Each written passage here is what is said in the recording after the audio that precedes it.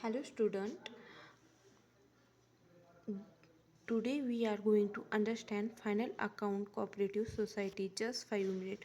Do you know cooperative society profit not fully distributed like a company? There is a compulsory 25% reserve fund in rule.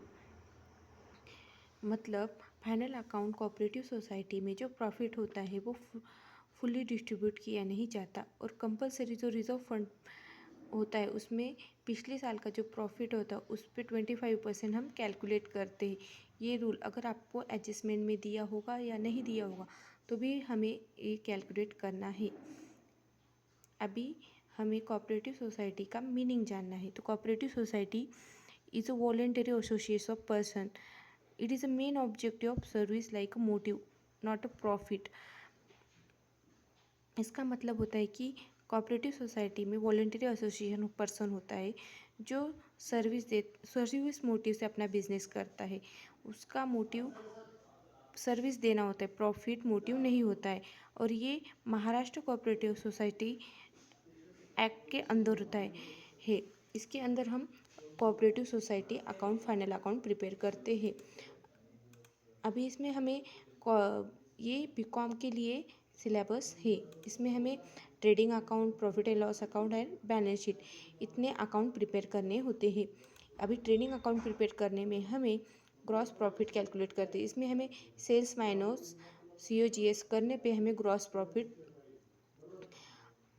Available होता है। वैसे भी हम opening stock plus purchase plus wages जैसे direct expenses होते हैं minus closing stock करने पे भी हमें ग्रॉस प्रॉफिट मिलता है। और profit and loss account prepare करने पे हमें नेट प्रॉफिट मिलता है। इसमें हम ग्रॉस प्रॉफिट और उसके सारे इनडायरेक्ट एक्सपेंसेस माइनस करने पे हमें मिलते हैं। इसके बाद हमें अप्रोप्रिएशन अकाउंट क्यों बनाना होता है? क्योंकि हमें 20% रिजर्व फंड पे कैलकुलेट करना कंपलसरी है। इसलिए हमें education fund, dividend fund, building fund जो होते हैं सब हमें रिजर्व फंड में डालने होते हैं। और बैलेंस शीट में हम स्टेटमेंट ऑफ फाइनेंशियल पोजीशन क्या है कंपनी की, इसमें हमें पता चलता है। एसेट और लायबिलिटी, मेन मतलब हमें एसेट मालूम होना चाहिए और लायबिलिटी। एसेट में हमारे दो एसेट होते हैं, करंट एसेट और दूसरा फिक्स एसेट। अब करंट एसेट में हमें क्या होता है कि stock, bills receivable, cash, bank, ये सब हम डेटर्स, ये सब हमारे करंट एसेट हो गए।